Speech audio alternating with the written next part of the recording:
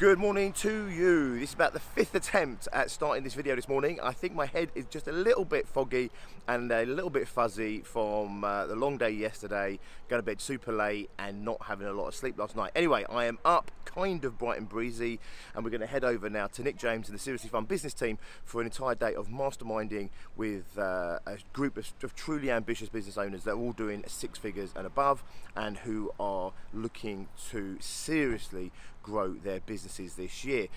Why would I go to somebody else's mastermind when I run them myself? It's really simple. If you were a tattooist, you wouldn't be doing your own tattooing.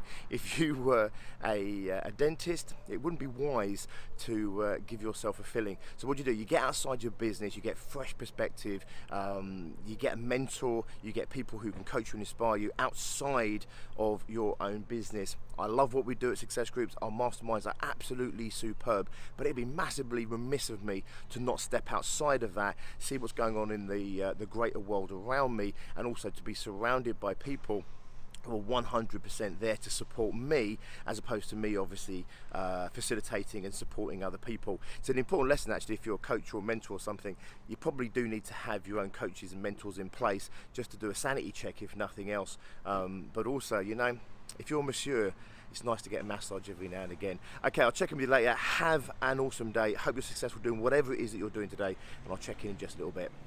One eternity later. Okay, so good evening to you. That was one hell of a leap. It is now, oh my God, 5 to 8 at night.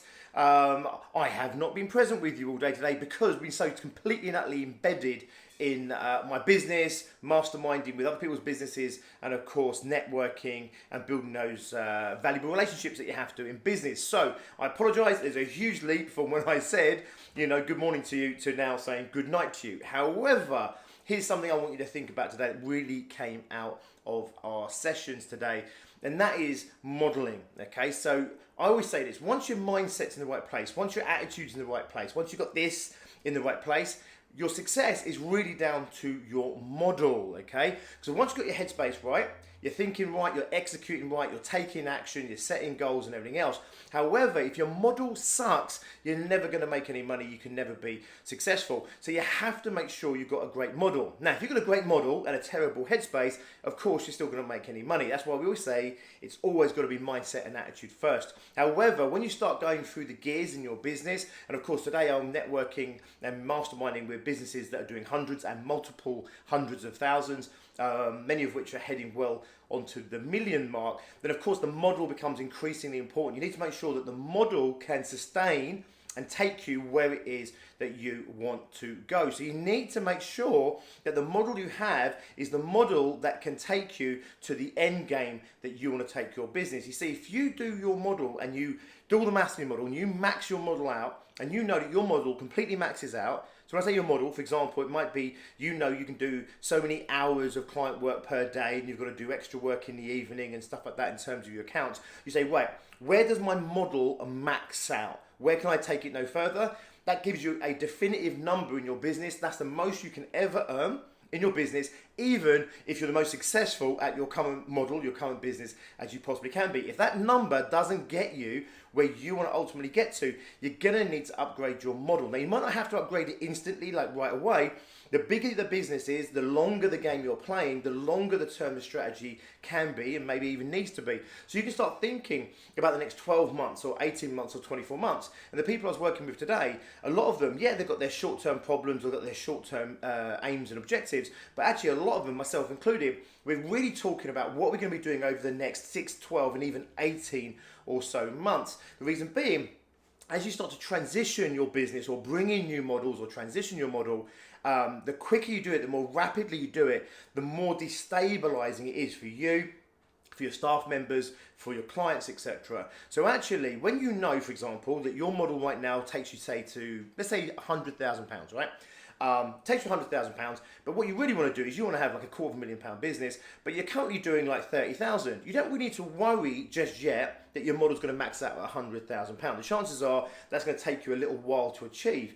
However, what you don't want to do is go charging up onto that 100,000, max out at the 100,000, and then try and make changes there. Because of course, when your model maxes out, you're working every hour God sends, you're probably working weekends, you're going to be run ragged, so you're not going to have the time and the energy to be able to really put the energy in to transform those models in a way. And what happens is you tend to hit this barrier, you kind of lose all that momentum, you change gear, you start in, this is my metaphor again, changing gears in business. As your business grows, you need to go into like higher gears, okay? And then sometimes you have to come back down a gear. What you don't want to do is miss a gear. So you run up onto the edge of what your model can handle. You then have to downshift a little bit, change this, you might lose some clients, do some stuff. It all kind of gets messy again, and then you kind of find the gear you go, and then you can start to build momentum again. But you've lost so much of that momentum. What you want to do, my metaphor, my analogy, not that this is not full of analogies already, is you want to lay the road ahead of where you are. So rather than like charging up to a dead end, then trying to build the next stage of the road, what you do is as you're moving forward, you want to be building the road a mile or so up the road so it's ready for you when you get there. So if you're doing 30,000, your model maxes out 100,000, you have ambitions to take your business to £250,000, you want to make sure that as you start to get anywhere near that £100,000, that the model is already shifting or shifted to allow for 250. So in other words, maybe between 50 and 80, that's where you really want to make that transition so that it's quite seamless. It's like gear change. You're not changing off the red line, you're changing, you use the revs, you get up, you use all the power, and then you shift nice and smooth, nice and smooth. Otherwise, what happens is you go up to the red line, you're blowing the engine up, you're doing this, it's really ragged.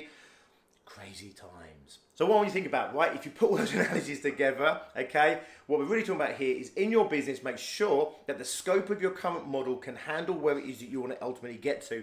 If it doesn't, you need to know when you need to make sure that you're transitioning into other models. You don't want to transition too soon because you're going to get bogged down. You don't want to transition too late because what will happen is you'll be running on the ragged line and you just won't have the energy and the time or the space to be able to do it really effectively and efficiently, okay? What you want to do is imagine you get up to like 60, 70, 80% of your current model, imagine revs, and then you transition into the new model slowly, and you go for the revs, and you go for the revs, and that's what you want to do. And you can take this all the way up to 1 million, 2 million, 10 million, 100 million, wherever it is that you want to go. A lot of analogies, a lot of metaphors, huge space between saying good morning to you and this video where I'm going to be saying good night to you. But I really wanted to share it with you because it's something that I talk to a lot of business owners about. It's something that I was definitely talking about in my own business in the session today. And it's something that a lot of the business owners in there were really referring back to, which is, the modeling of their business. Now, just to recap, the model is what you do, how you do it, who you do it for, who you do it for, the way you do it, when you do it, the amount that you charge, how you charge. That's all the model, okay? The client base, the type of client, all that. It's all part of the model. And I'm telling you now, the success is in the model once you get this bit in gear. And you don't want to run out of space, right? You don't want to run your model right up to the end and then try and bring in a new model. Your whole business starts to grind to a halt a little bit. You lose the momentum and everything else.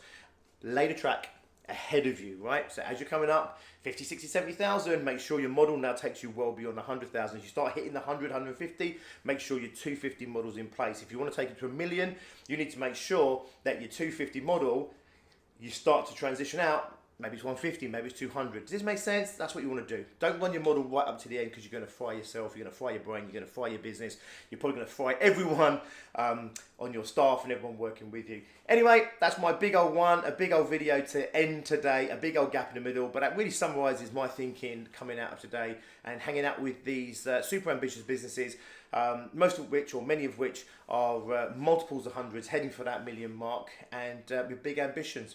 Make sure your model can handle, ultimately, your own ambition. If not, make sure you implement your model and you update your model and upgrade your model and change your model in a really smart business way. Right, that's the end of my day. Tomorrow, I'm not sure, I need to check my diary. I've got some stuff on tomorrow, but I'm definitely going to be able to chill out because it has been one crazy hell of about a 36-hour period. So anyway, hope you had a good one. Hope you're successful doing whatever it is that you've been doing. I'll check in with you tomorrow. Have a good one.